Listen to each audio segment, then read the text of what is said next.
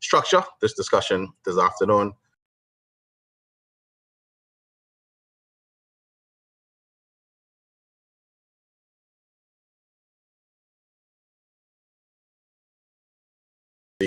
Or how we see things progressing in our country. And then we will dive into the discussion. We do have a very knowledgeable team on the subject matter. So I want to encourage all of the participants and also all of the audience attendees to please share your questions. We do want you to put your questions in the chat group. We will then recognize those questions and pose them to each of the presenters. I will ask that we want to make it as dynamic and interactive as possible. So please, by all means, you can start to pose your questions. And once there is an opportunity for us to ask a question, I will do just that. And so we're going to jump right in and begin with the introduction of our participants this afternoon. And I will start with Mr. Kim Wood-Mott. Kim Wood-Mott has spent over 20 years in the banking and finance industry in both the retail and private banking sectors. He has an extensive background and experience in banking, information technology, and project management. As a project manager for digital currency implementation, Kim Wood is tasked with improving the domestic digital payment space and drive the national adoption of the Sand Dollar digital currency. Kim Wood, welcome to this afternoon's webinar. Please give us your thoughts on the subject. You can say hi to all these participants and anything else you'd like to share at this time. Yes, good afternoon, and thank you guys for hosting this event. It's very timely. It gives us a platform with which we can actually share with the greater population what it is here at Central Bank that we're today, we're focusing on small businesses and solutions that can be had. I think, Sorry, one second, Kimberly, you're cutting, you're cutting in and out. Your voice is going low, then it's coming high. All right, is this much better? That's much better. Yes, much better. Okay. All right. I'll try to speak a lot louder. So again, I said thank you for hosting this, and thank you for giving us a platform and an opportunity to share with you what we here at Central Bank are trying to accomplish in our community for our small businesses. We're creating a platform with which they can definitely see a lot of improvements in the way they actually do business. I'd like to start by basically, asking a couple of questions. So if you're a small business, would you like your transactions to settle immediately rather than waiting on days for checks or credit card receipts to be deposited? You may enjoy the convenience of credit card transactions, but hate the associated costs and how it affects your bottom line. You may be a small business owner that wants to operate in the digital space, but you just can't because it's too costly, or you just don't have the financial history to approach one of the more structured financial institutions to request to operate in this space. You may have situations where when you're very cash heavy, you're afraid of being robbed, even by your staff by reason of employment. You may be fearful of depositing large sums of cash at a bank, or even to avoid that risk, you may have to incur the cost of hiring armored cars. Again, you would be a small bus driver or a taxi driver who may feel threatened by certain individuals and not sure whether or not there's a high risk that they may rob you at the end of the day, at the end of their journey when you drop them off. So there's a myriad of things that the Sand Dollar can bring to help alleviate some of these things. And right now, that we're in the age of COVID-19, you may even feel uncomfortable exchanging cash from hand to hand, not knowing where those bills have been or who has touched them. So I'm just here to tell you guys that as a small business owner, you can alleviate so many operational and financial issues, transact faster and more efficiently, reduce cash handling, and the associated costs simply by using the Sand Dollar digital currency. So hopefully during this discussion today, you'll learn how this is all possible through the introduction of the Sand Dollar in our national economy. Thank you very much for that introduction, Kim. And I can definitely see the conversation or some questions coming in regards to the cost, minimal or whatever it is associated with the Sand Dollar compared to that of credit cards and the like. All right, our next presenter, also from the Central Bank, Mr. Bobby Chen, has an extensive background in the chartered accounting, finance, and fintech fields. And shortly following his return home, Bobby accepted the position of Assistant Manager of eSolutions at the Central Bank of the Bahamas. In his role, Bobby serves as the project architect and technical lead for the bank's digital currency initiative. Ladies and gentlemen, let us please welcome Mr. Bobby Chen. And Bobby, please tell us and share your thoughts on digital currency, this project that the Central Bank has undertaken, and your thoughts around this initiative that you've worked on so far. Thank you, Damaro. Thank you for the kind introduction, and also thank you for having us in this discussion. As my esteemed panelists can also attest to how groundbreaking this initiative is, this is truly something that we are at the forefront, something that we're trailblazing. And other more advanced economies are actually using us as a model for them to base some of their findings and research on. And the central bank, the main role of the central bank is truly to advance a more regulated type of more even access to formalized financial services, particularly to those in the more remote family islands post 2008, 2009, financial instability and detachment. And also with the de-risking, a lot of financial institutions decided that it was economically infeasible to operate in those more sparsely populated locales. So as a sort of solution to counter that de-risking and the whole exercise surrounding that and the impact, we have decided to pursue this extension of the payment service modernization initiative that began back in the 90s, and to truly revolutionize the way we do business, as Kenwood had alluded to.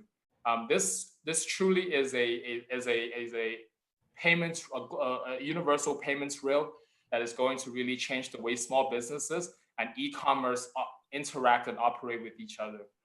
You're able to accept payments now in the palm of your hands through mobile applications. You're also able to embed certain features directly onto your e-commerce sites so that you can transact and accept payments instantaneously without having a period of settlement. No T+1, no T+2 instantaneous transaction settlement, as well as a time-stamped, very, very highly secured ledger access to the transactional history. So this is something that's revolutionary, and we intend to continue to develop that through the help of our authorized financial institutions. And we intend to continue to popularize that amongst all the Bahamians.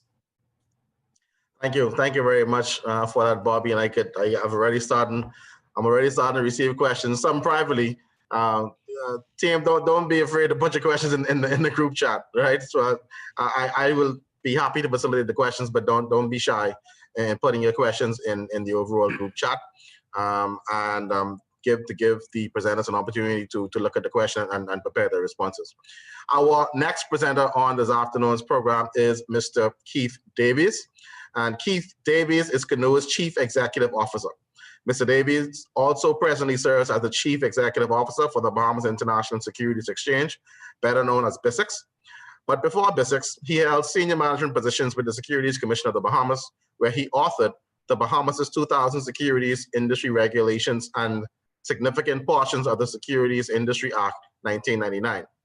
In his role as CEO of Canoe, Mr. Davies serves as a thought leader and ensures the advancement of its fintech roots is always nimble, agile, and innovative. Let's welcome Mr. Keith Davies. And Keith, please share your thoughts on the digital payment space, digital currency space, electronic payments, and how Canoe plays a part in that, and your thoughts generally. Thank you very much. It's a pleasure to be here. You know, I want to take a different slant to things. You know, I've talked and I continue to talk to hundreds of businesses of multiple sizes, small, large, medium. And, you know, I want to go back to first principles when we start talking about sand dollar and how it impacts businesses. I mean, what I mean by that is let's stage our discussion. So as a business, you ask yourself, what are you trying to accomplish? Aside from anything else. And it's shocking to me sometimes when I talk to business owners about what they're trying to achieve. If you are a governmental agency, if you're a charity, a nonprofit organization, even if you're a business, just a general business, what is it that you're trying to do? You want to raise more or make more than you spend. So generally, you want to make a profit. So even if you're a business doing wonderful things in the community, you have initiatives, you want to be a good corporate citizen, we think we are. None of those things are possible unless you have the means with which to do it with. So I always tell businesses that you must first focus on helping yourself before you can begin to help others. And you need savings to do that as well. So the questions I want us to focus on, and I think we've touched on it, my colleagues already began to go down this road, and we're talking about sand dollar. So we're going to answer, what's the benefit of using sand dollars for my business, whether it be small, medium, or large? Why would I use it? And how am I going to use it? How is it going to impact my business? Are there any negative? Is it going to improve my business? One of my colleagues always asks me this question, and in Canoe, we tend to focus on this. What problem or challenge does sand dollar solve or address in my business? And there are a myriad of other questions that have to be asked. And for all the business owners that are in this group, it must be answered to their satisfaction. And so the reason that I'm going down this path from the perspective of Canoe is that this is precisely the questions we encountered when we launched Canoe with our digital cash, which forms a part of our platform and our ecosystem. This is no different, and Bobby and I and Kimwood and I have talked about this. This is no different when we're rolling out sand dollar to the general population. And so at Canoe, speaking specifically about the company with which I'm associated with, we fully embraced and integrated the sand dollar into our platform. We successfully passed the international security protocols and tests performed by the central bank to be able to fully integrate Canoe with the sand dollar. And therefore, and we'll talk about what this means for business owners, our users can effortlessly move between sand dollars and Canoe digital currency seamlessly within our platform. So when you join Canoe, and right now, I even can show you my sand dollar card in the Canoe platform, you're able to, as a user or a merchant, you can automatically begin to use sand dollars. So why is this a big deal and why is this important? We're going to talk about specifics about sand dollar being legal tender, and we'll explain what that means, being another method of transaction. But what this means for the individual and a business who is a Canoe customer, again, my colleagues mentioned it. You don't have to wait. You don't have to spend time and extension money setting up accounts, jumping through hoops, waiting for your money to move through the banking system, or having to rely on a third party to manage your money. So, within Canoe, you have complete dominion and control over your sand dollars. You determine who gets it, how they get it, when they get it. And so we're going to talk about a few things as a business. And I like to bring it down to reality. As a business, you have products and services you want to offer for sale. Your goal is to alert persons, hey, I have this product or service. You then need to bring them to your location, whether it be physical or virtual. Then you've got to convince them to make a sale. Once you've made the sale, you've got to get your money. So within Canoe, we address and focus on every single element along that chain. So the last thing I'll just point out is with respect to the Canoe marketplace. We facilitate customer engagement. That's the letting people know you have products and services. We build brand awareness and loyalty. That's the bringing them to your location part. Then we facilitate immediate transactions. That's the convincing them to make the purchase part. And then we expand your sales and your funds settlement capability. We talk about settlement. What does that mean? That's the getting the money into your account. And sand dollars, using sand dollars is going to make that safe and easy. So as a unapologetically Bahamian fintech company based in Grand Bahama, I had to say that, we take this very seriously, and we look forward, and I look forward to having a broader discussion on these issues, and we can get into the weeds to talk about what matters to the bottom line of most businesses. Thank you, Mr. Davies. Thank you for that, and thank you for laying the foundation for the discussion. I want to add a little bit to that foundation, if you just would bear with me, and I really, because I don't think I'm the smartest guy, right? And I don't want to assume the knowledge level of those who are in this chat room, right? So just for the purpose of this conversation, I want to go on to the, I guess we could call this the footing of the foundation, right? Yes. Let's talk about what is sand dollar. Is it a digital currency? Is it a cryptocurrency? and help the people who may not be as familiar with this conversation, what it is that effectively the central bank is trying to accomplish, and also help them understand exactly what it is. Kim, I'll ask you that question to begin. All right. Yes, thanks again. So the sand dollar is not a cryptocurrency. It is a digital representation of our fiat, of our Bahamian dollar.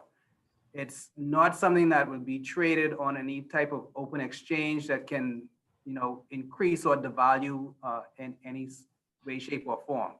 So basically, if you get a digital sand dollar today, that one sand dollar is equivalent to one Bahamian dollar for now until forever. So if you had a $10 bill in your drawer for 10 years and just found it, that will still only be able to have a $10 purchase value. So similarly, holding a sand dollar in a sand dollar wallet, whatever that amount is today is what that amount will be forever. So that is the main difference between a cryptocurrency that can be valued at $10 today, may be valued at $100 tomorrow, and then be valued at $1 a week from now.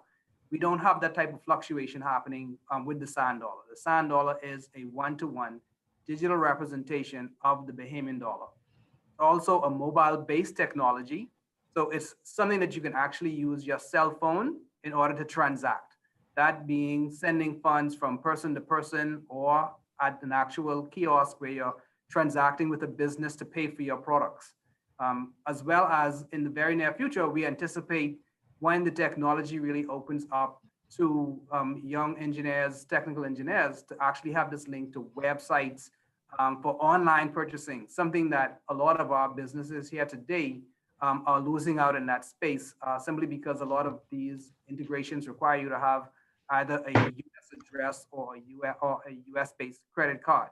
So there are a lot of ways where this sand dollar technology is going to open a lot of doors for small to medium businesses to be able to participate fully in our digital economy.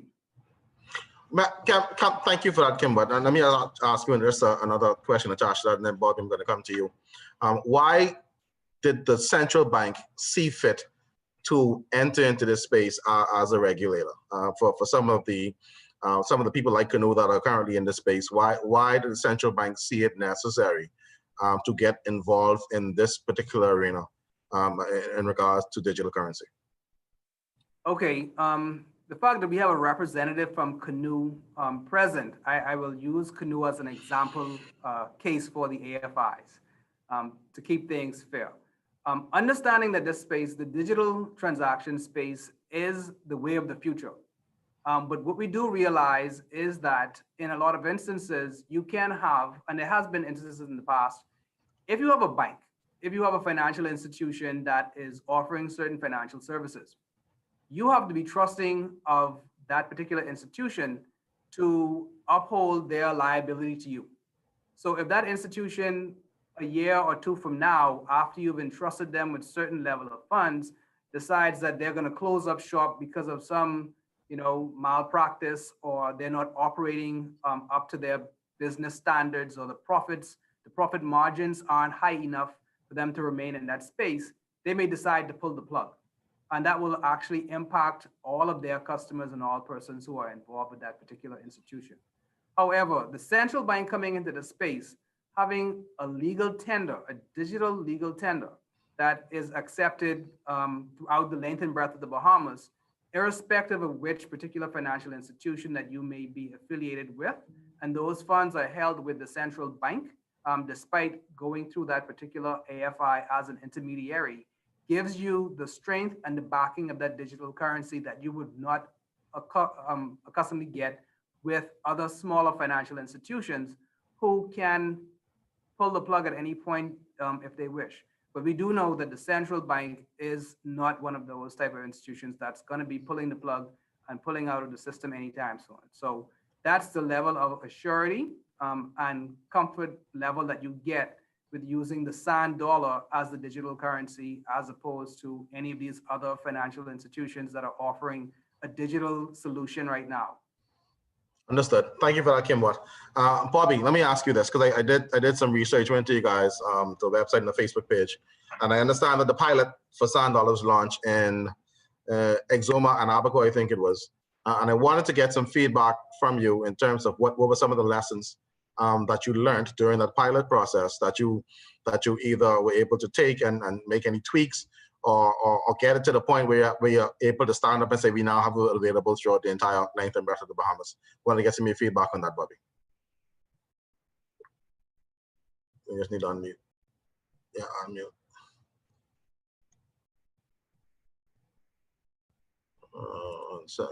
1 second, Bobby. I'll do it. Where is it?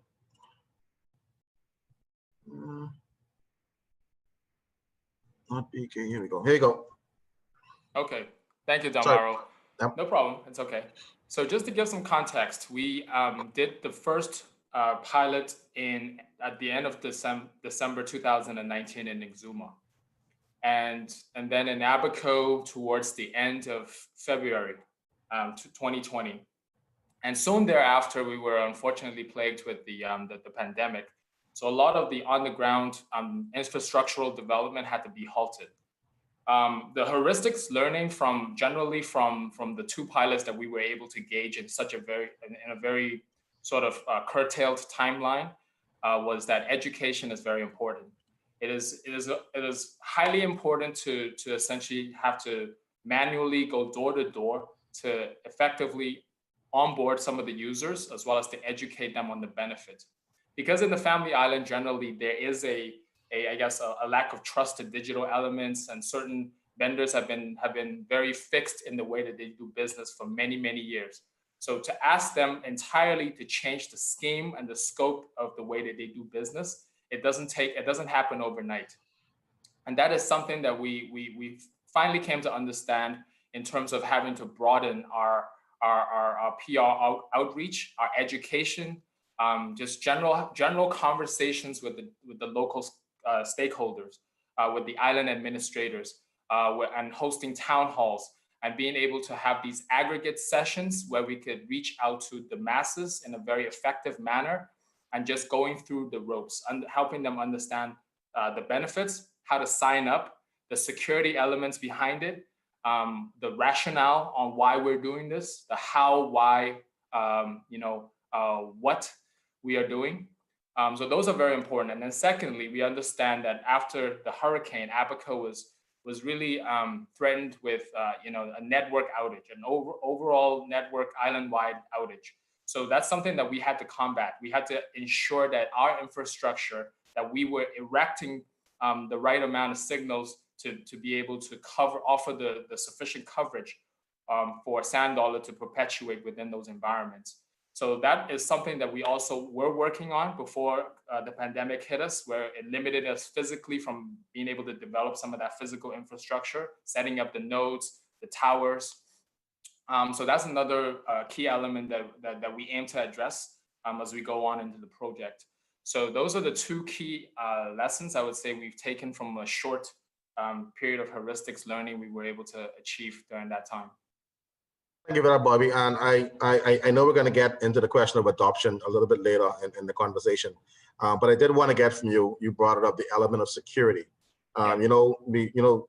Humans don't trust much things, right? I think Bahamians probably double times the average human being, right? We don't trust nothing new, right? So help me and the audience understand that the security that goes into this initiative. And it's one that they can develop confidence in using. Sure, we're primarily utilizing RESTful APIs, and I know Keith can attest to this, that we recently had to essentially enforce a holistic IT security assessment on the internal system of Sand Dollar, as well as all the counterparties that have been linked to Sand Dollar, either via API access or any type of having any type of front-end development onto the software, onto the infrastructure itself. Any type of appending sort of interface with Sand Dollar had to have been carefully vetted, and also with our highly secured various modules with the 2FA access points, as well as some of the encryption that we undergo within our ecosystem. The information, private information that is presented by users, as well as our transactional data and any type of attestation data that we perform in our ecosystem is all highly secured, highly encrypted, so that it offers no external vulnerability, neither a single point of vulnerability, because some of our ledgering system is using distributed ledger, and we also do have very stringent hardware and software controls around that, to ensure that information has integrity as well as security around it. Thanks for that, Bobby. And I played around with getting to learn about cryptocurrencies, and then it started to burst my brain, right? But what you were just talking about security just now, it took me to the blockchain technology space. Is this sort of mirroring that space? Is there some element of blockchain that's involved in this? Just to help us understand a little bit better. Yes, there is some element. Okay. As we are developing a future-proof process and implementation, we can't deny that we are traversing into perhaps the greatest technological revolution of our times. Everything is becoming more digital, and the money that we are developing is also programmable money that is able to combat any type of future iterations and future changes that may happen, any type of global switch or global shifts in technology and in the overall economy. But back to your point about distributed ledger, we are utilizing some of that technology, but we have different layers.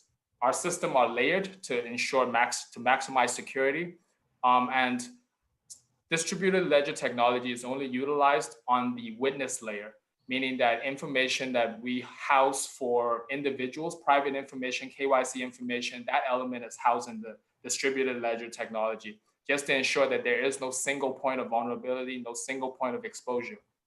But from a transactional layer, we are not utilizing blockchain or the distributed ledger technology, because we've realized and we've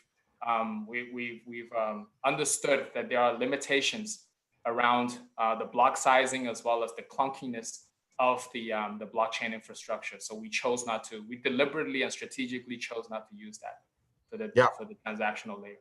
Yeah, makes sense. Keep it simple. That's always a good way, always a good approach. Thank you for that. Thank you for that, Bobby. Mr. Davies, I want to ask you this question, Keith. What do you say to the Bahamian business owner that is skeptical of digitization and is concerned about transactions and moving to online and electronic means? Well, let me start this way, and I want to just say Bobby was being nice about security. This is a public show, so I won't say what I want to say. They beat the heck out of us, okay? And they put us through the proverbial technological ringer. But you know what? And you're talking about the country's money, and you're talking about the safety and security of the Bahamian public. So they had every right to do that. And like I said, I led with the fact that we passed the test. So, that's something that I think when you're talking about people feeling secure about something, there are certain institutions that we rely upon for our safety and security. The central bank has a well-founded and grounded history of defending, protecting, and uplifting the financial sector, the security of the money of the Bahamas and the monetary sector. So I think that's the starting point with respect to your question and what the average business owner should ask. Funnily enough, there are like 3 questions that were asked in terms of when we took this first step. And I know Bobby and Kimber can attest to this. They asked, well, what is it? We talked about digital currency and legal tender. They then ask in the true Bahamian sense, who you is? Then they ask, is my money safe? And then they ask, where I could use this. So all of those levels you have to answer. And it's a little bit of chicken and egg, because the merchants wants customers, the customer wants merchants, but if either of them are waiting for each other, it never happens. So there's a level of adoption. And thank God for early adopters, late adopters, and the never adopters, believe it or not, they have to use it too. The never adopters are people who don't trust technology, that don't want to take that step forward. But The business that they go to says, the only way you're going to transact with me is this way. We've seen that. Look what the banks have said. If you want X, you have to go to that ATM machine. You're not coming inside. So if you ever want to go and talk to that teller, sorry, this is the only way. There will come a time when you have businesses that are cashless only. That's going to happen. So what do I tell the business owner or the person that's skeptical? I tell them to educate yourself, look around, question. I always hold the belief that a difficult question should have a very simple and straightforward answer. Bobby talked about programming money. I come from the securities world. We've been dealing with this now with programmable securities in terms of how it operates. So there's a technical layer that persons have to get through. The last thing that I talked about when I talk about in terms of adoption is we've got to remove the word change from the equation. I don't have it in front of me, but I had a dollar bill. I don't know where I put it, but a dollar bill is no different than the sand dollar card you see there. That's my money. I could send that dollar bill, that physical dollar bill. I couldn't give that to Kim Wood right now. I'll say, buddy, meet me down the street. Buck me at this corner. I could just open my phone, click send, and he gets it right now. So that movement they see. What has to happen on the back end is the reliability tied to the convenience that makes it secure. So this is a period of time. This is a period of learning. This is a period of messaging, and it will happen over time. Bahamians said, talk is cheap, money buy land. So we got to see it. And we've been, and I guess what we've seen over and over and over again, it's a constant education process. Relationships matter. Trust matters, and holding hands matters. Yeah, thank you for that. Thank you for that, Keith. I just want to say that I am a Canoe customer, but I am trying to go from level 1 to level 2, and I think that y'all treat me the way the central bank treat y'all. I can't get up to level 2 to save my life. We can talk about it offline, though. I can call you out on that. We're at the midway point of the. Go ahead. My team is listening, and this is how we operate. By the time this is over, if your credentials are in the system, you'll be level 2. And that's what I want to do, right? I want to be able, just like you said, I want to be able to conduct these transactions seamlessly. I went through the process, and it was a very friendly process, by the way, very easy to use. Wasn't very tech heavy, so to speak. Yes. And it was over the weekend, so I don't know if support was available, but I didn't get frustrated. I just figured that, you know what, we're still working all the kinks, and we'll get us out of it. We got to check your credentials, buddy. Yeah, well, everyone, people faking to be Bahamians these days, so you got to be careful. Thank you for that. All right, to our audience, we are at about the midway point of our discussion, and it is a very lively discussion.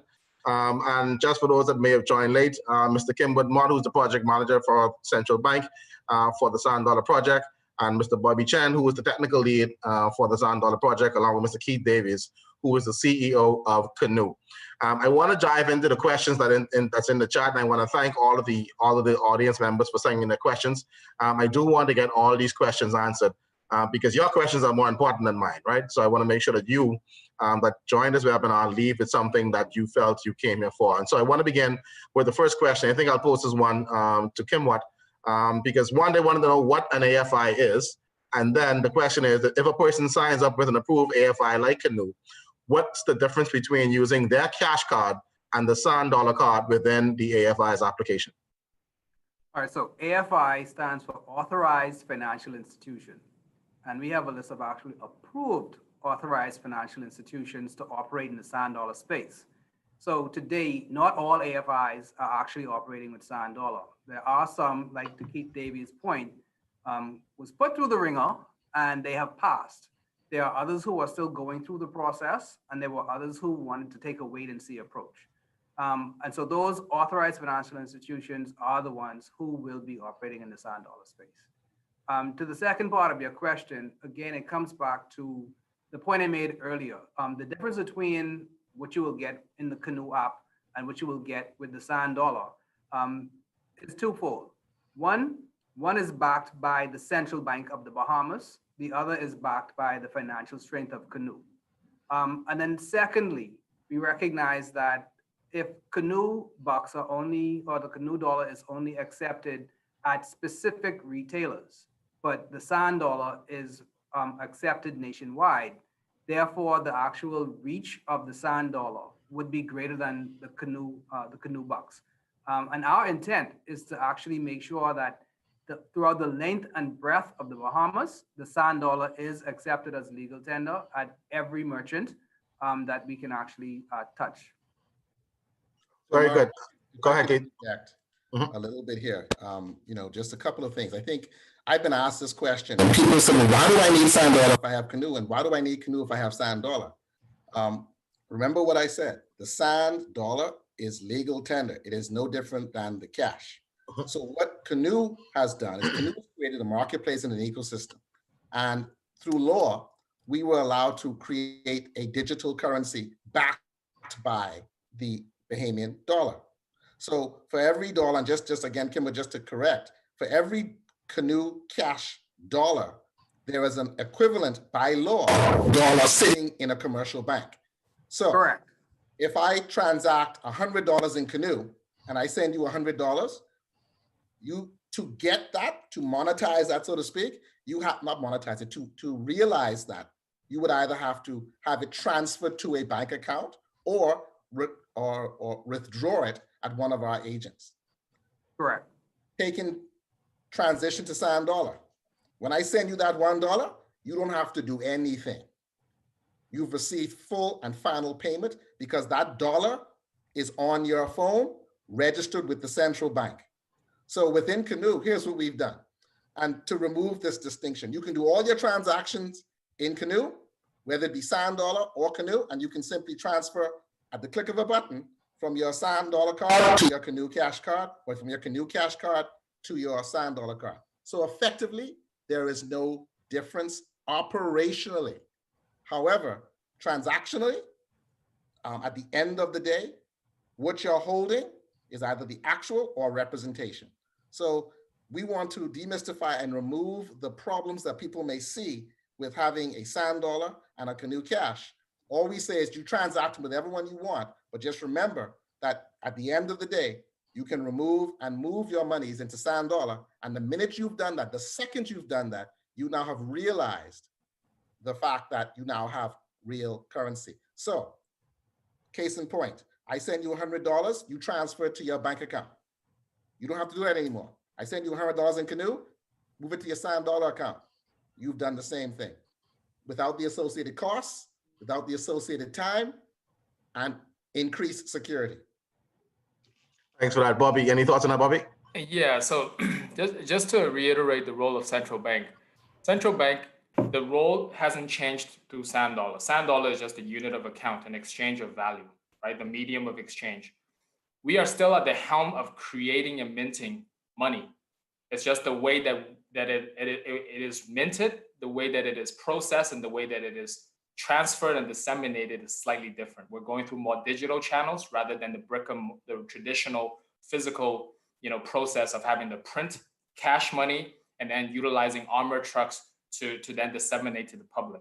And in this instance, we are also utilizing the authorized financial institutions, which broadens the scope to not only include commercial banks, but as well as the payment service providers, the money transfer businesses, and the credit unions.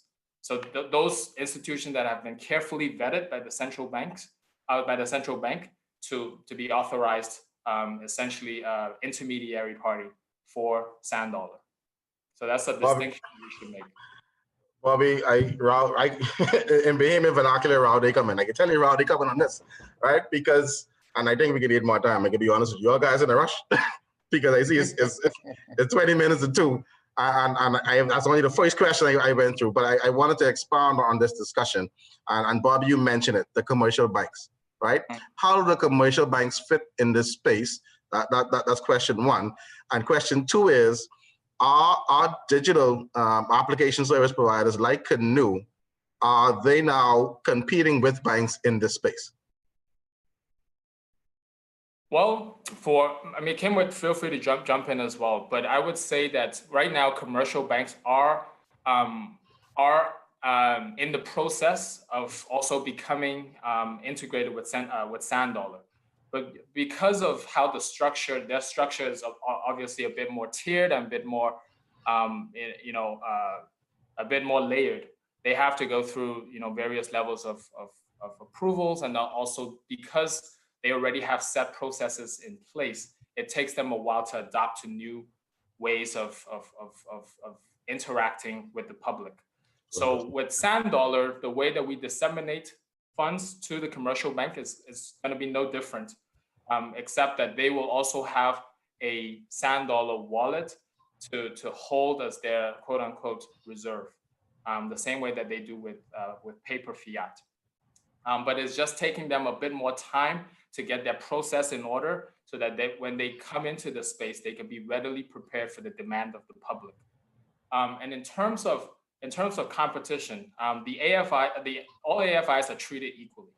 The canoes and the canoes of the world, they also keep a bank account with a financial institution of their choice. So they are also interconnected in the commercial banking arena. It's just that they are more nimble to provide some services to their clients that maybe have a certain transactional need that is currently unable to be fulfilled by the commercial banks. So I would say, all in all, they are operating under their own business model. They all have different target markets, and we all respect that. As a central bank, we treat them all equally, and we aim to provide equal services to whether it be a money transfer businesses or a traditional commercial bank. Understood. Kim, any thoughts? Yeah, I just wanted to add the fact that we also recognize that the Sand Dollar is basically more a means of transacting more than something that should be held in deposit. Correct. And what we've also incorporated in our Sand Dollar ecosystem and infrastructure are tiers for certain people that certain KYC requirements. So basically, it's not, again, if you look at what's happening with commercial banks, it's not going to have that big of an impact on commercial banks, because they're ultimately still going to be the persons who are holding deposits. In the very near future, we're also going to be integrating the ability to transfer funds back and forth between your Sand Dollar wallet and your commercial bank accounts. So therefore, there's no need to worry about how is this going to, or if it's going to negatively impact commercial banks, because it's more so based for transacting, making it easier, making it more inclusive for those persons who may not have bank accounts to be able to have a space where they can operate digitally and without actually impacting the current commercial bank demographics and their customer base. Would it be fair, and Keith, I think you can jump in on this thing, because I like to keep things simple, right? Because I want people. No, want to keep. I can lead. I ask this question leading into you, and then you can say your piece, right? Based on what you just said, Kim and Bobby, is it a fair assumption to liken the Sand Dollar then to that of a physical debit card? Would that be a fair assessment if it was a commercial bank? Let's just say it's whatever a commercial bank is.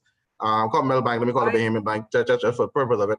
And it's giving you another option to conduct business, either with the traditional debit or credit card or digitally with the Sand Dollar. Is that a fair assessment? I would say no, Okay. and for two reasons. One, using a debit card from a regular commercial bank may have some additional fees, not necessarily from a merchant standpoint, but from the actual customer. So there may be some fees that you will eventually end up paying because, and again, the Sand Dollar is a digital representation of our physical cash. So if I was to walk into the food store and pay $10 for items, that transaction is complete, $10.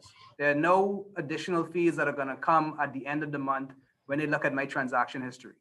So using the Sand Dollar will actually still, again, give me the opportunity to spend 10 Bahamian dollars, and that is the end of that transaction, right? Now, okay. the second main thing that I would like to highlight. Banks don't like that, by the way. Just to let you know, banks don't like that. No service fees. What I would like to point this out is this. In order for me to get a debit card, first of all, I would have to go through a process of going into a bank, requesting a bank account, going through probably a lot of KYC requirements, being able to hold a certain minimum amount of cash in that account in order to first open it up and then begin to transact. This could be a very timely process. Even the fact of getting the card may be a timely process. They may have to mail you the card a few days later, or they may have something that they can generate for you on the spot, depending on the level of infrastructure that they have there. But with the Sand Dollar, it's instantaneous. You can get the card because it's digital, it's on your actual phone. Like Keith pointed out, you just download the app. And to your point, you were trying to actually go through increasing from a level 1 to a level 2, which was asking you to make some KYC requirements, and you were able to do it right there from the comfort of your home, through your actual mobile device. So it's not specifically like I would not compare it to a debit card or debit card transactions because the benefits far outweigh what you can do with a debit card. And Agreed. as a matter of fact, you cannot transact with a debit card over space. You can transact with your Sand Dollar wallet over space. Yeah, Go ahead, Kate. Yep. There's a whole myriad of things in there, and I do have time. By the way, you should check your phone and see what level you're at. That's what I'm talking about. The purpose. No, you have to ask the question. What is the bank? A bank in law is a deposit-taking institution. Deposit taking of what? Physical cash, brick and mortar. They then receive that. So your bank is warehousing your cash for you. They then lend as a savings and loan. They then take your money, they lend it to someone else, they make a return on it. And if you're lucky, they'll give you some interest. And they charge you a fee for doing that. That's their purpose. That's what they are traditionally supposed to, and that is what they have been doing. So what Sand Dollars and digital currency then says, okay, we have this money. I want to do something with it.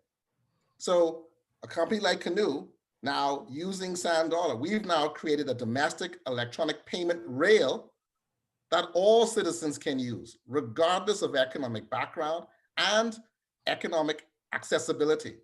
The one thing that the governor said to us when we started this over 2 years ago is that we want to achieve, and Bobby and Kim could attest to this, financial inclusion. That dollar that I held in my hand, that doesn't ask who you are, you have it. So from a digital perspective, that's Sand Dollar and Canoe. Once you download the application for free, you use it for free, thanks to our partners at Alive. If you have the Canoe app and you're using Alive, it doesn't cost you anything because they understand that this is for everyone. So now that you have it, you don't need a bank account to hold the Sand Dollar. Banks should and can participate in the Sand Dollar program as well. So essentially, I should be able to send Sand Dollars to the bank's Sand Dollar account, and that ends up, if I wanted to, in my physical account, and vice versa. It should be seamless. And so, as I tell people, and we're Bahamians, we can attest to this. Banks are traditionally like the Queen Mary. They're that big boat. They're carrying 5,000 people. Well, guess what? I'm a jet ski.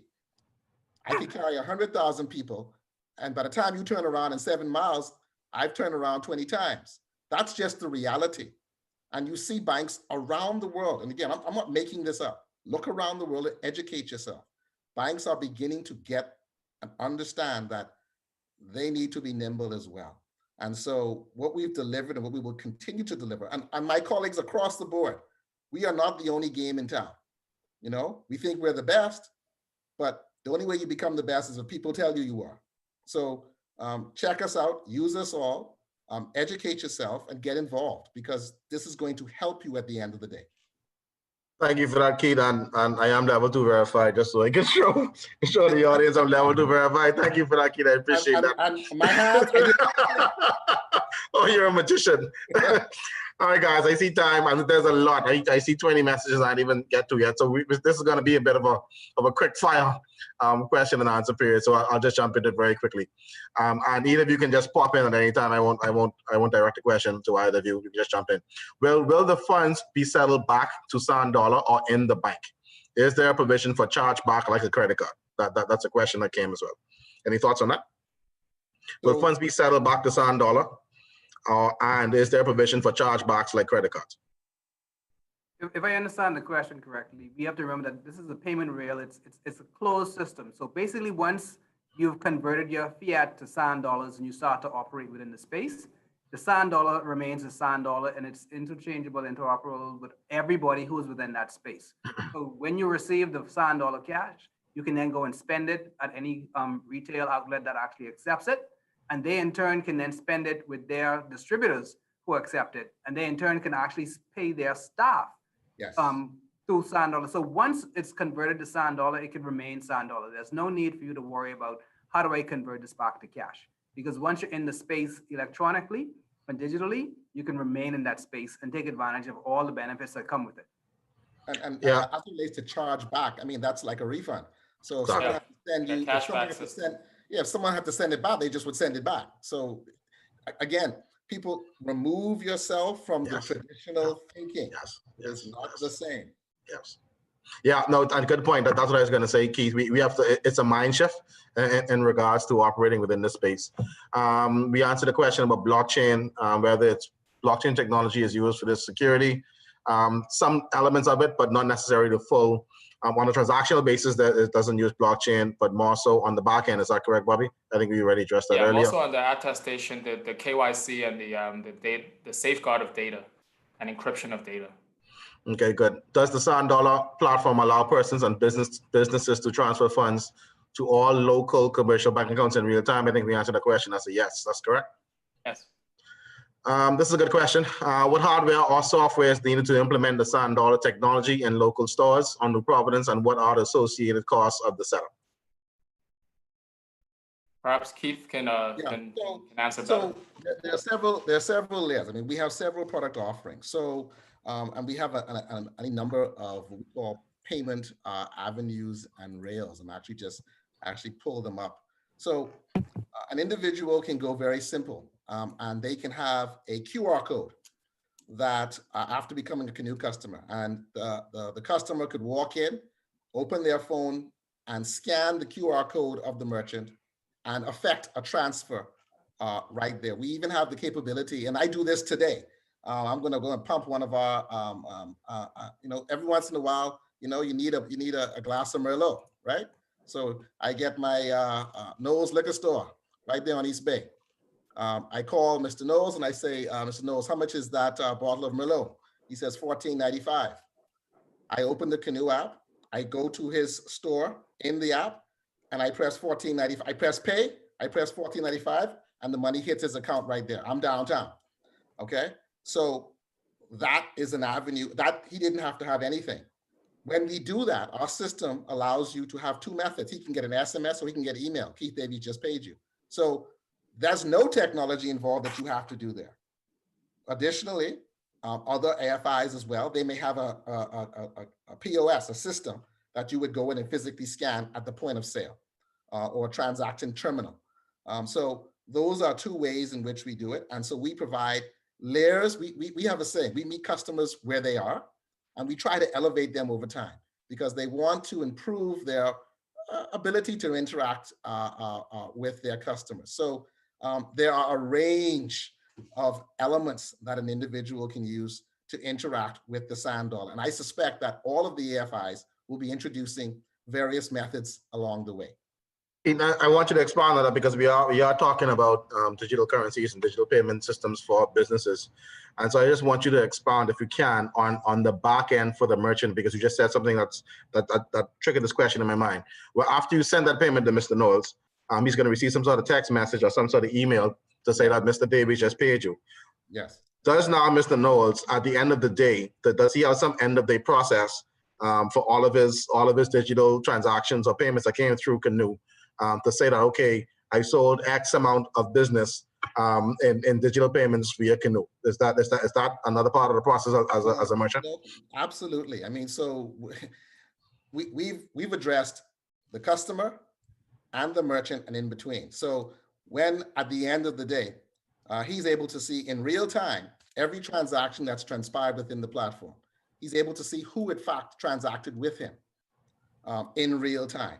So yes, he's able to extract that information, download information, parse that information. He's even able to communicate directly with me as an individual based on that transaction. So digital platforms allow an elevation of interaction, engagement, promotion, and sale. And that's where, when we talked about what banks and others can do, right now, customers are demanding a level of service and engagement that is personalized to them. You know what I want. This is what I would like. What can you do for me? And so we've addressed that specifically in our platform that gives Mr. Knowles the ability to know, like he'll know exactly that I've been buying that particular brand. He has the capability to push something directly to me. Hey, if you come in next time, you get 5% on that. So whereas I wouldn't come normally, I've now been incentivized. And so that's the power of digital platforms to facilitate that engagement with your customer that before time. And I'll tell one very quick story. Our very first customer, our very first merchant was Nicole's Hair Care Products. She's on East Street North. I walked into her store and my kids, God bless them, they had some hair stuff going on. I basically dropped $100 on the table. This was 2 years ago. And I was walking out. We were at our infancy stage. And of course, the owner is named Nicole. And I said to her, I said, excuse me, I just spent $100 in your store. And you don't even know who I am. I'm about to walk out. Wouldn't you like to know who I am, what I liked, and whether I'd want to come back? She said, yeah, I wish that. But she said, the ladies in the store, they kind of keep a record and they remember your face. I pulled out the infant version of Canoe. We called it Bahama Pay code name back then. And I said, take a look at this. And I showed her, I said, would you be interested in this? That woman, who is our best customer to this day, literally took my phone out of my hand and said, here's my number. I am your first merchant. This is exactly what I need. Because before, she never knew. She had to rely on the good graces of me coming back to her store. Now she has the capability of reaching beyond her store, touching everyone in the ecosystem, and to the thousands of customers that we have. And again, all of my colleagues will be doing this in their own business model. She now has the ability to monetize her customers, where before she had to wait and pray that they came back.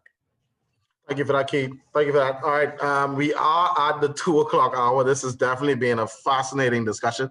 To our panelists, how are you set for time? Because I really want to get to these questions. Can we do another 15 or 20 minutes just to get to the questions? I call 5 o'clock half day, so I'm Bobby, Kim, how are you guys for time? Can we do another 15 to 20 minutes just to get through these questions? All right, let's dive into the questions then. From Deanne Seymour. I think we answered this, but who governs the fees that an AFI can charge to its users? This is necessary so that no one AFI charges unreasonable fees. Thoughts on that? That's an easy one. It's called competition. If my fees are $10 and somebody charges $5 and offers a better service, you're going to go there. So as I understand it, and these gentlemen can attest to it or confirm it, the central bank does not mandate the fees. We are required to publish our fees, however, to let everyone know in a very transparent way what it is that we charge. So that's the answer to that specific question. All right, thanks for that. We got a question from Venezuela, and I think, Kim, you could jump in here. Greetings from Venezuela. How important is the education about digital currencies to improve the use of sand dollar? Oh, unmute. There we go.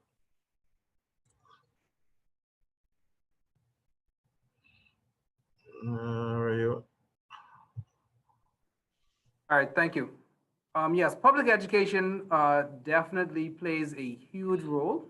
This is why we're putting on such webinars, seminars, and public forums such as this to reach as many persons as possible, to actually dispel any of the myths.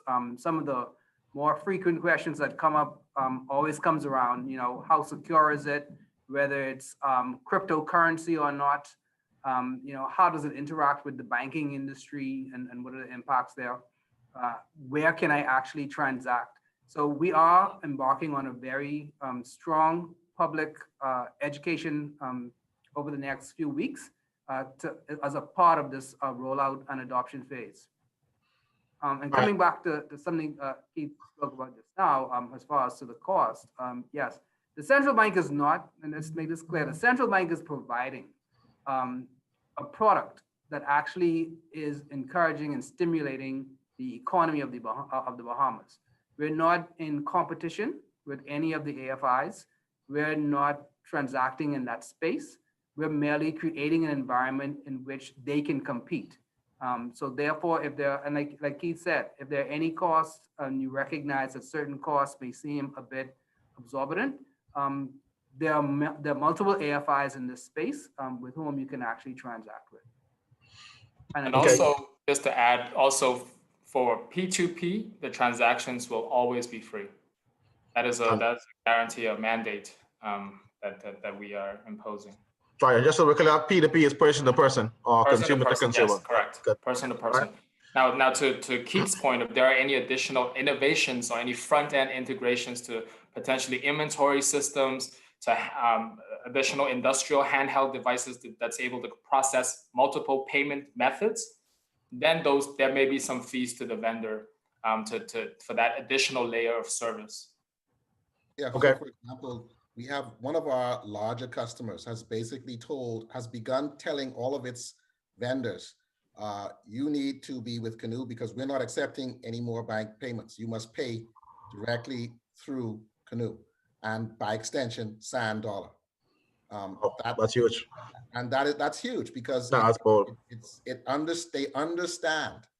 And we've been working with this company from the beginning. They understand the value of the movement of the money because they've seen it in action. And so you've got to, once you get involved with the companies, and we're very good at that. I mean, we're extremely customer centric. It's so much so, I didn't say it to you, but welcome to the family, because that's what we tell everybody that when they sign up, and you have to treat them that way. And realize that when you deal with someone's money, for me, you touch my money, you touch my kids. You touch my kids, that's a problem. So I treat it as seriously as that, and we do that. And so you've got to approach it in that way. All right, thank you for that, Keith. Quick question, Bobby or Kenwood, how do you load your Sand Dollar wallet? First, you have to sign up with one of the authorized financial institutions. With Canoe, you can sign up directly on the application. With other AFIs, you may have to physically present some of your KYC documents. And depending on the tiers that Kenwood had alluded to previously, there are 3 major tiers. Each of those require a specific level of documentation. Once you've satisfied that, you'll be given instruction to download the application on your mobile device or any of your handheld devices. And from there, you can either do a cash top up, or you can, in one of those proprietary applications through the AFIs, you can actually connect one of your debit cards or credit cards onto the platform and be able to kind of funnel money back and forth that way. And is there a transaction fee to load just your Sand Dollar wallet? No. No transaction fee. There shouldn't be any, yes. Keith, is there a transaction fee on every transaction on Canoe? We do have some transaction fees. The central bank has mandated that the Sand Dollar movements incur no cost. So Sand Dollar to Sand Dollar. We do incur fees for moving within the Canoe environment. But again, we have tiers, and I can tell you that one of the things that we have looked at and we're beginning to look at, we have to be nimble. The market tells you who you are. And so we will be looking at our fee structure to realign it more with the products and services that we're offering. When we talk about an app, for us, we talk about being a marketplace and an ecosystem. We're not just a digital wallet. And so therein lies the benefit to the user. And so that's going to be our focal point, giving people a reason to use. We're a lifestyle app. You're going to come to Canoe because you want to use it for something. It's not going to be a single purpose app that you use it, put it down, never use it again until the next time you need it. You're going to go to Canoe for a reason every day because you're going to get something, you're going to learn something, you're going to share something, you're doing something. And so engagement is a big part of what we do. But you talked about loading. I don't know if you've added your Sand Dollar card yet to Canoe. I don't know how the money and spend it. That's why I needed a promotion, my brother. There you go. Well, what we do is simply, if you go into the app, you click on My Wallet, you see your Canoe Cash card right below it. It says Add a Card. You press it, click sign dollar, press OK. Your card's in your wallet. So we've basically. I did have a question about that, Keith. I sorry not to cut you off. I did have a question about that, and I hope I'm calling you out on this. But when I went to load the wallet, it asked me to put in the amount of the charge to verify the charge. Yes. From my account, and I was not able. I can't find the transaction over in my bank. So that's where I had some difficulty in verifying the amount of the test charge, so to speak.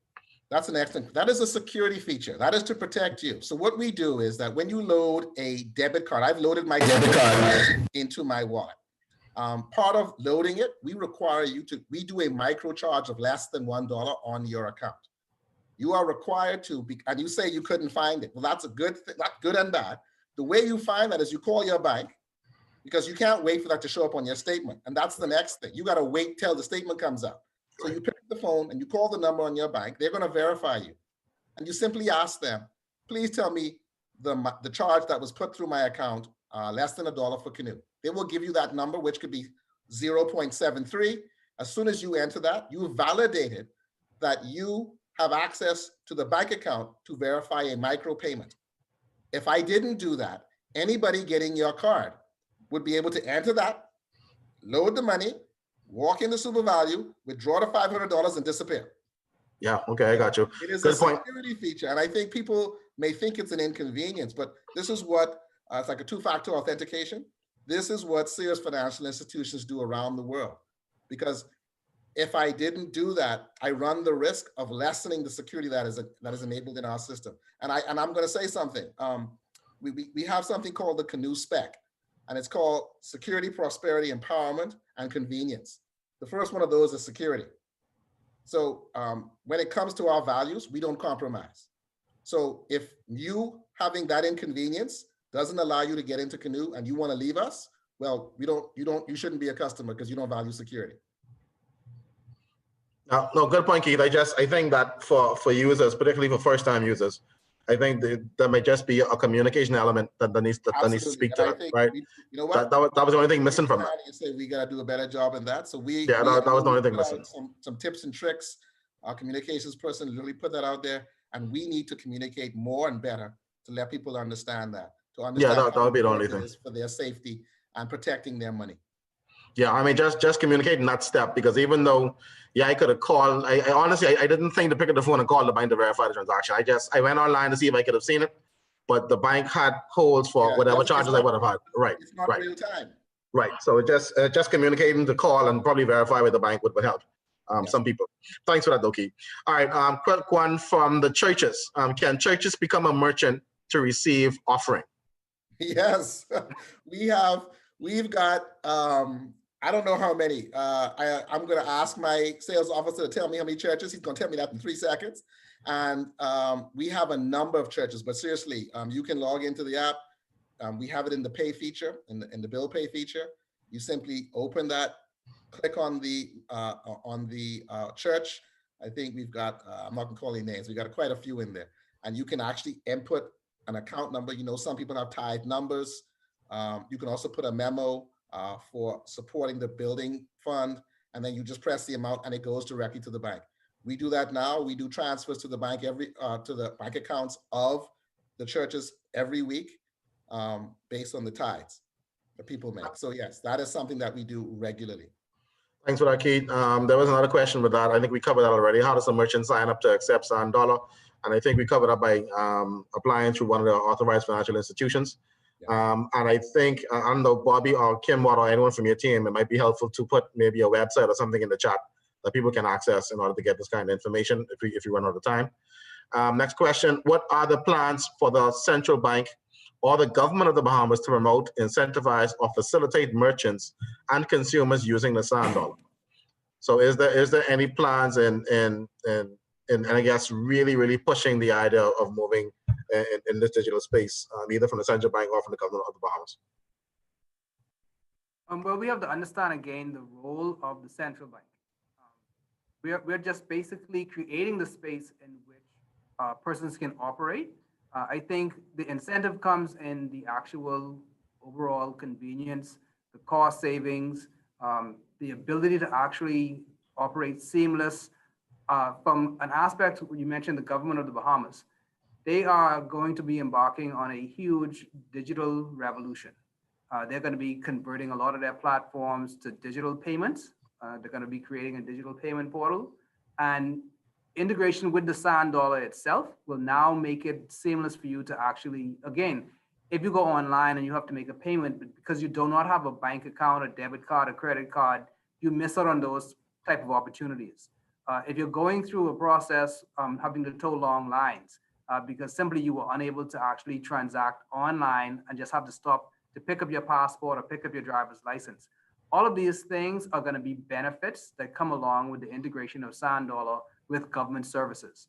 So the central bank and the government of the Bahamas itself, through all of these initiatives and through all of the actual benefits that are going to come from integrating SAN dollar with our current financial systems, in itself is where our aim is.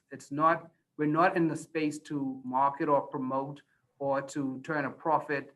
We're just going to create the space in which the economy can actually grow and flourish and see the benefits itself, and create avenues and opportunities for persons like Mr. Davies and Canoe to be able to extend and expand their offerings. Thank you for that. Scrolling through some of the questions, I see some of them we've answered through the discussion. This one popped out at me. Could one wire funds internationally from your SAN dollar?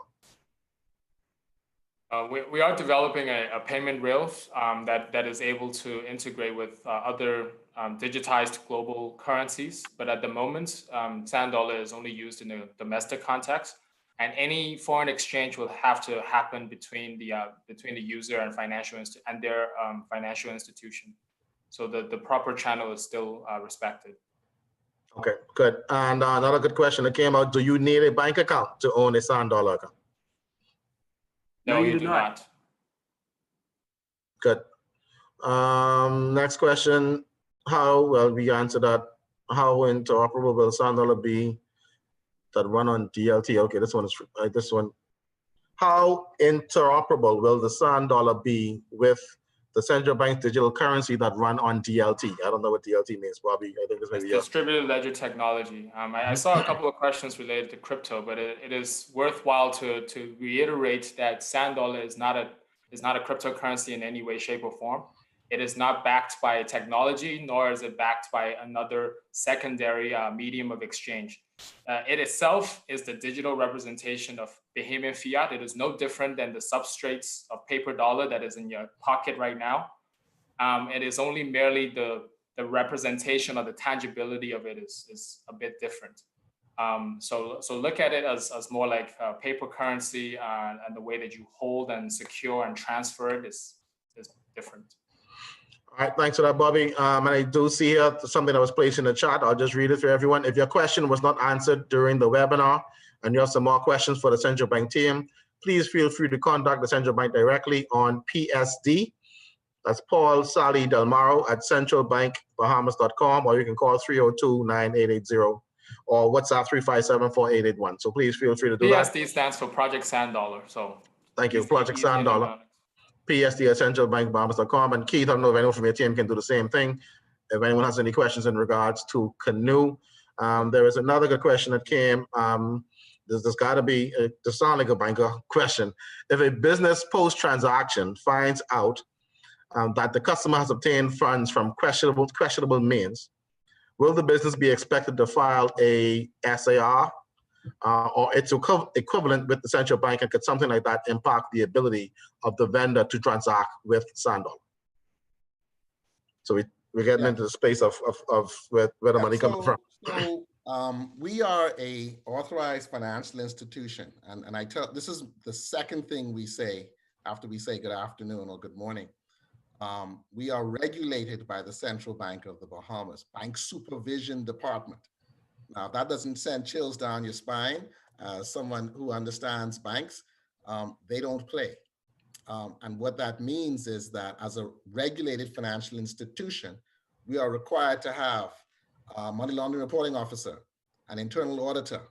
We're required to have policies and procedures, and all of these things. When they put us through the ringer, they looked at all of this. So if there are questionable, and we're required to file a suspicious transaction report each and every time one occurs.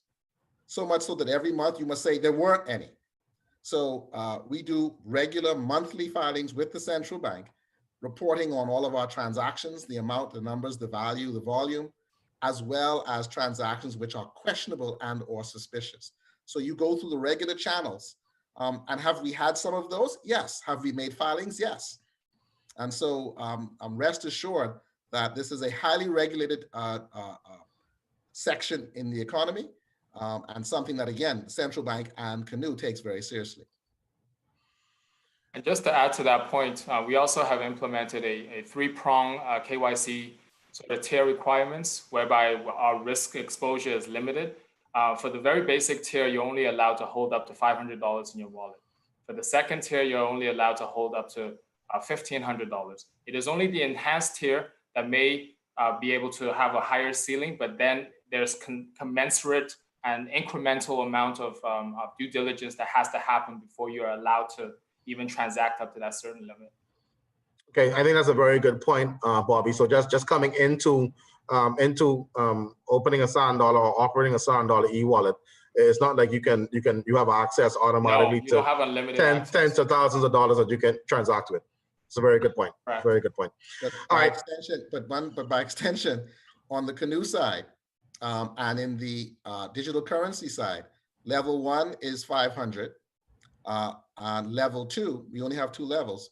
You're able to hold $15,000 in your wallet and transact $2,500 a day. That's what I got, Keith. That's what I just get promoted to.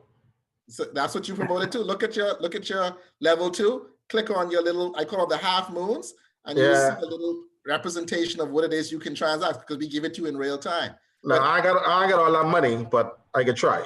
Well, I don't have it. I don't have it either. But the point is, but that also speaks to the transactional nature of this space. So you can do all your transactions in the Canoe digital currency, and then when you're all said and done, you can move it into Sand Dollar, or as we will be doing as well, because we have business to business. I firmly believe that Sand Dollar and what we are doing with businesses today, based on that large use that I mentioned, you're going to begin to see businesses become using Sand Dollar as the means of transaction and settlement between themselves at a business level. So business has a delivery from a shipper. You pay the shipper through Sand Dollars using Canoe, because that happens today. You don't have to send a bank wire that takes long. You can do it while I'm talking to you. That's actually a very good point, Keith, and I guess I want to get some feedback on that from the central bank team. Are we at that point yet for businesses to transact on that level, or is that something that's in the development stages? No, we can do that now. And again, and to Keith's point, this is all auditable. You get to see it in real time, and you can see specifically who sent it, and you're allowed to put in a note as well if you wish. So this is all happening in real time, and again, the cost benefits here are great compared to the time and the energy and the cost it takes to get a bank wire to conclude that transaction. This is all happening in real time and at a fraction of the cost. Thanks for that. Tomorrow, Go ahead. I want to say that the one thing that is very interesting, because people don't, I've actually had merchants, they don't believe it. They really, and the 2 words that I love to hear, and people laugh when I say this, there's 2 words that I love to hear at the end when we show them and we go, we're all done. They say, that's it. When I hear that, I know, gotcha. Got him. Because you didn't believe it was that simple. And they go, that's it. And we get that reaction all the time. And again, engagement, education. That's actually a very good point, Keith, because a lot of people have the perception that this stuff is hard, and it's difficult to get involved with. So thank you for that. Another question on security and data, and I guess this could be for both of you. Who is responsible for securing the data of transactions? And also what regulations are in place and will other user data or purchases be used to target ads towards us, similar to how Google does. So I guess we can speak from both the sand dollar aspect and also from Canoe. Well, for the sand dollar, from the central bank perspective, we do have the onus of keeping information, private information secured, and also even the information that is perpetuated within the system is highly encrypted and only privy to certain individuals and certain situations where there is reasonable doubt of maybe foul play or any type of impropriety. Otherwise, the user information is very secured within the distributed ledger technology based. And in terms of the policies and the legislation around it, we are redeveloping, revising, and revitalizing some of our legal clauses around the operationalization of sand dollar. So that is still to come, and that will certainly place a greater emphasis on data protection, data privacy, customer protection, even rights extended to minors using the sand dollar. So there are certain revitalization of the legal clauses that we are currently vetting and currently undergoing. So that is more to come. Thank you for that, Keith. Yeah, so that's an excellent question. So we have a requirement to disclose the terms of use as it relates to your data. At all times, any data, any personal information remains the property and under the control of the user. So anytime information is disclosed or shared with a third party, it is under the authorization, the direct authorization or agreement or approval of the user. So within our system, you'll notice that you can connect with a particular business. When you connect with them, you reveal yourself and say, here I am. You can disconnect, and that information is no longer accessible to that merchant. Of course, when you make a transaction with them, the terms of use says that for the purpose of that transaction, you must reveal yourself, because that's a requirement in law that we track all transactions. So there are very specific instances where information is shared. As it relates to what Google and all the others do in terms of data mining, yes, we do have that information. And to the extent that an individual agrees or allows us to share that, we will do so, but not otherwise. Great, thank you for that. I have to ask this question because I know the answer, but I just gotta say it. When will sand dollar be available in Andros? That's my hometown, in South Andros in particular. That question was answered in the chat. Sand dollar is now available nationwide, so you have access to sand dollar as we speak today. I did see another good question in regards to its usage. Okay, does the sand dollar card produced in Canoe have an activation code? Sounds like a very technical question. Have an activation code to be used in the actual sand dollar app, as if it were purchased from an authorized agent. I'm guessing they want to know if you follow that question, Kate? I think so, but basically, once you've signed up to Canoe and you are a Canoe customer, the codes and keys that you put in, there are 3 layers. So one is to get on your phone, whatever code you have for that. Second is that there's a password and an email address to log into the platform. The third is a PIN, like you would to transact. So when you go to move money off of an account, you're required to enter a 4-digit PIN that you set. Other than that, there's no requirement to enter any special code or otherwise in the system. It's designed to be seamless and easy and allowing you to transact when you want to using that specific 4-digit PIN. Okay, good. Thank you for that. I think we were able to address most of the questions. I want to say thank you to both teams from the central bank and also the Canoe team for answering the questions in the chat. You guys are on the ball, making my job so much more easier so I can focus on learning more about this awesome technology. So that brings us to the end of our dynamic discussion. It's about 2:30. We went about half hour over time. I really want to thank our panelists for staying the extra time with us. And I also want to thank you, the audience, for spending this extra half hour with us talking about this exciting and innovative digital currency that we are embarking in this country. I think it's a huge deal. Kim, I don't think you may have mentioned it, but I saw it on some of your Facebook stuff where our Central Bank of the Bahamas is the first to launch a digital currency in the world. Correct. So that speaks volume for the things that we're doing globally. You want to talk about that, Kim, before we start the sign off? Yeah, so this is something that we really need to highlight and make clear. I think Bobby touched on it earlier. A lot of persons are using us as the blueprint. A lot of persons are sitting back and they're watching to see exactly how this all is implemented and rolled out. And I can tell you, based on the feedback that we received from some of the target audience, as well as the partnership that we've had with our AFIs, we are going to see something really great, a really big success, something that is going to make us shine even greater in the Caribbean. We're always saying that we are the first at this and we're the first at that. And we have a lot of accolades in the sporting community and otherwise. But this is one time here where we can actually recognize that even some of the great big players in the world, the Chinas, the UK, the United States of America, are all basically still trying to catch up to us and where we are and what we've been able to actually do in such, what they would consider to be a microeconomy compared to them. But we've been able to get it together and we've been able to make this day happen. October 20th will go down in history as a day that the Bahamas became the first country in the world, the great little nation of the Bahamas is completely in the digital space with a central bank digital currency. Awesome, thank Just you to add for on to that, Kim. Yep. Just to add on to Kimwood's statement, the value of sand dollar is only as great as the network effect. So we need to, try to engage with the sand dollar environment to create that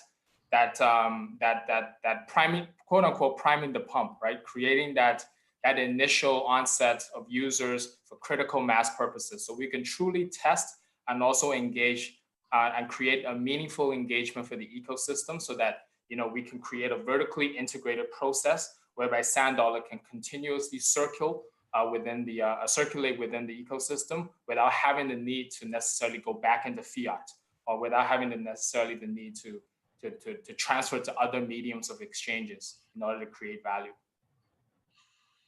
Thank you for that. So I just want to allow you guys just to give some closing remarks. If you have 1 to 2 minutes closing remarks so we can wrap this up. I'll start with you, Kim, Bobby, and then Keith, you can close off. All right. So again, understanding that we are having some specific focus on small, medium, micro-sized businesses, I would implore you all to go out, meet with some of the authorized financial institutions, get your wallets, be able to operate in this space, take advantage of all of the benefits that come along with it. We've touched on many of them here today in our conversation. I'm sure there are going to be other questions that you may have, maybe a bit more specific themselves.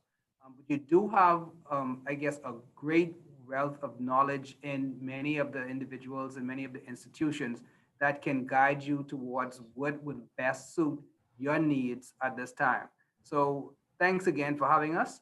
And I look forward to persons really basically adopting the sand dollar digital currency, operating in the space, and enjoying all the things that comes with it. Thank you very much, Kim Watt. Definitely been a pleasure having you on the panel. Bobby, departing thoughts? Yeah, thank you. Thank you, Dalmaro, for having us on this discussion. And truly, it is revolutionary. And we do encourage individuals to be inquisitive, to be curious, to want to learn more and educate yourself on central bank digital currency, what we're doing as Central Bank of the Bahamas on the project, and ask questions, figure out, go out and engage with your AFIs, understand their processes, make a comparison. We're operating in an efficient market. We want competition to thrive, and we want individuals to find what's best for them, best suited for them, and ask questions. So definitely go out there and engage, get yourself a sand dollar wallet or a couple of sand dollar wallets and test them out. Thank you very much for that, Bobby. And Keith, your departing thoughts? I want to end where I began. What is it? It is legal tender. Who are you? We are Canoe. We are a regulated financial institution regulated by the Central Bank of the Bahamas. Is your money safe? Yes. We got beat to powder by the central bank to make sure that we did the things that were necessary and met and exceeded international best practice. Where can I use it? Canoe has over 100 merchants and tens of thousands of users. But we are nothing as an industry and as a company without those customers and those merchants coming on board. As Kimber and Bobby said, we've got to expand this network. If you are a user, let us and others know where you shop. Let them know, as I do, I don't ever carry cash. Where can I use this? Any place you want it to be. Because if you're the customer and you're telling the owner, I only pay in Sand dollars or I only pay in Canoe, that owner has a choice. Lose the sale or migrate and integrate. And when the merchant takes that step, and I know I'm sure you had hundreds of people on this webinar, they need to understand that the costs and the barriers to entry are far lower and non-existent to some extent than what you would have experienced before. So Bobby's right, educate yourself, take those steps, reach out to us, and like you said, get others. I encourage you to try the others because I'm confident that you'll come back to Canoe and join the family. So I encourage everyone to be that customer that every merchant wants, be engaged, and we look forward to seeing you on the other side. Thank you very much, Keith. And I want to thank all of our panelists again for this exciting discussion. We had to go a half hour over time. Thank you guys for staying us for the extra hour. Also to our audience that stayed with us, thank you again. At Cable Bahamas Business Solutions, we want to be at the forefront of these discussions. And so we thought it prudent for us to have this discussion about digital currency, Project Sand Dollar, and the innovative things that the team at Canoe are doing. As everyone knows, Cable Bahamas, we provide all services for businesses, whether it's internet services, phone services, mobile or television services. So please, should you require any assistance from any of our awesome sales executives, please do not hesitate to contact us at businesssolutions@cablebahamas.com. I did put the email there in the chat. It has definitely been my pleasure. I am Delmara Duncan. I am the head of small and medium business at Cable Bahamas Business Solutions, and it has been a pleasure to bring to you this awesome session and webinar on digital currency and Project Sand Dollar. Thank you all for coming and looking forward to seeing you at the next Think Beyond webinar session. Thank you all very much. Enjoy it. Thank you. Bye. Thank you. Thank you.